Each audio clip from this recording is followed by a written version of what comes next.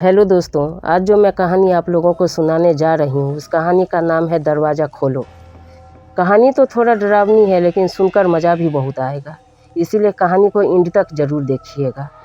तो चलिए कहानी शुरू करते हैं। विनय एक बीमा कंपनी में काम करते हैं। उनकी कंपनी उनको एक जगह से दूसरे जगह ग्राहक से मिलने के लिए भेजती रहती है, जिसके कारण वो अपना घर एक ठिकाने पर नहीं रख सकते थे। इस बार उनको नेपाल के छोटे से पहाड़ी इलाके में जाना था, करीब 1 महीनों के लिए। इसलिए इस बार उन्होंने अपनी पत्नी को भी साथ ले लिया। परिवार में सिर्फ वो और उनकी पत्नी ही रहती थी। विनय और उसकी पत्नी दोनों नेपाल के लिए निकल पड़े। वैसे भी ठंड का मौसम था और नेपाल में ऊपर से बहुत तेज़ बर्फ़ पड़ रही थी। वे लोग अपने घर पहुंच चुके थे। अपने घर पहुंचने के लिए उनको बहुत संघर्ष करना पड़ा, क्योंकि घर छोटे से गाँव में एक पहाड़ी इलाके में था, जिसकी वजह से दोनों बहुत थक चुके थे।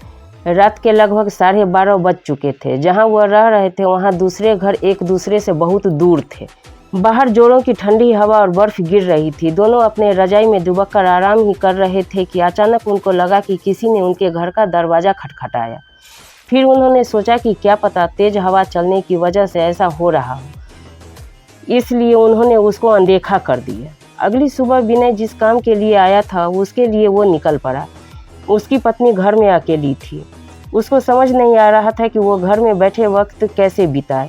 उसने सोचा कि चलो क्यों न बाहर जाकर कुछ देख लिया जाए। बाहर ठंड तो थी पर हवा नहीं चल रही थी, इसलिए उसने अपना स्वेटर पहना और बाहर निकलने को तैयार हो गई। जैसे ही उसने अपना घर का गेट खोला, वैसे ही देखती है कि घर के पास बने एक खंभे के पीछे एक छोटा सा बच्चा खड़ा है, जो उसको चुपके चुपके देख रहा है। विनय की पत्नी ने उसको अपनी ओर बुलाया, पर वो नहीं आया और वो वहाँ से भाग गया। अगले दिन भी कुछ ऐसा ही हुआ। वो लड़का उसको फिर से घूरे जा रहा था। इस बार विनय की पत्नी ने उस बच्चे को पकड़ लिया और पूछा कि तुम यहाँ क्या कर रहे हो। उस बच्चे ने कुछ नहीं बोला और न ही कुछ बताया। विनय की पत्नी ने उससे उसके घर के बारे में पूछा, तब भी वो कुछ नहीं बोल पा रहा था। आखिर में उसका नाम पूछने पर उसने अपने धीमी सी आवाज़ में अपना नाम सूर्य बताया और फिर वहाँ से भाग गया। उसको उसका व्यवहार कुछ समझ नहीं आया। ये सिलसिला ऐसे ही चलता रहा। वो बच्चा रोज़ उसको खंभे के पीछे से निहारता रहता था। उस दिन रविवार की रात थी। दोनों घर के अंगीठी के सामने आग ताप रहे थे, क्योंकि बाहर की हालत बहुत ख़राब थी। इतनी ख़राब कि कोई थोड़ी देर के लिए भी बाहर निकल जाए तो उसकी जान चली जाए। अचानक दरवाज़ा किसी ने खटखटाया। उन दोनों को फिर से लगा कि शायद हवा की वजह से ही ऐसा हो रहा हो। तभी फिर से किसी ने दरवाज़ा खटखटाया। इस बार दरवाजे खटखटाने की आवाज़ साफ आ रही थी। ये आवाज़ सुनकर दोनों डर गए, क्योंकि इतनी रात को वे भी जान ले लेने वाली ठंड में आखिर कौन हो सकता है। दोनों केवल एक दूसरे का मुंह देखे जा रहे थे। अचानक दरवाजे से बाहर से धीरे से रोने की आवाज़ आने लगी। तभी विनय ने जोर से आवाज़ में बोला, कौन है बाहर। कुछ देर तक आवाज़ तो नहीं आई, पर बाद में एक धीमी सी आवाज़ आई, दरवाज़ा खोलो, कृपया करके दरवाज़ा खोलो, बहुत ठंड है। ये आवाज़ किसी छोटे से बच्चे की थी। तभी विनय की पत्नी को ये आवाज़ जानी पहचानी लगी। उसने कहा कि ये तो वही बच्चे की आवाज़ लगती है जो रोज़ घर के बाहर खड़ा रहता है।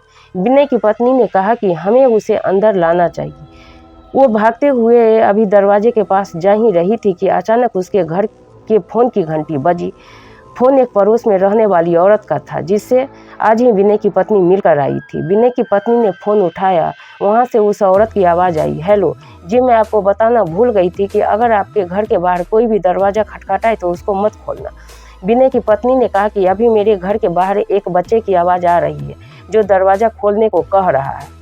तभी उस औरत ने कहा कि नहीं, आप बिल्कुल मत खोलना, वो असल में एक आत्मा है। यहाँ जब जब तेज़ आंधी और ठंड पड़ती है तब तब सबके घर के बाहर जाता है और दरवाज़ा खोलने को कहता है। वो ठंड का बहाना बनाता है और दरवाज़ा खुलवाने की कोशिश करता है। अगर कोई गलती से भी दरवाज़ा खोल देता है तो अगले दिन वह बर्फ़ में दबा हुआ मिलता है। यह सुनते ही जैसे उसके पैरों से ज़मीन ही खिसक गई। वो सोचने लगी कि जो बाहर दरवाज़ा खटखटा रहा है वो असल में एक आत्मा है। उन्होंने दरवाज़ा नहीं खोला। अगले दिन ही वे दोनों भागकर पड़ोसी के पास गए और पूरे मामले के बारे में पूछा। उस औरत ने बताया कि इस गांव में एक परिवार रहता था। पहाड़ टूटने की वजह से उस परिवार का विनाश हो गया, बस एक बच्चा बच गया। वो दूसरों के घर जा जाकर खाना मांगता है। एक दिन बहुत ज़ोरों से बर्फ़ की आंधी पड़ रही थी। वो दूसरों के घर के बाहर दरवाज़ा खटखटा कर घर के अंदर आने को गुहार लगा रहा था, पर किसी ने भी उसकी गुहार नहीं सुनी। ठंड की वजह से सब अपने घरों में दुबके हुए थे। कल सुबह होने पर उस बच्चे की लाश बर्फ़ में अकड़ी हुई मिली।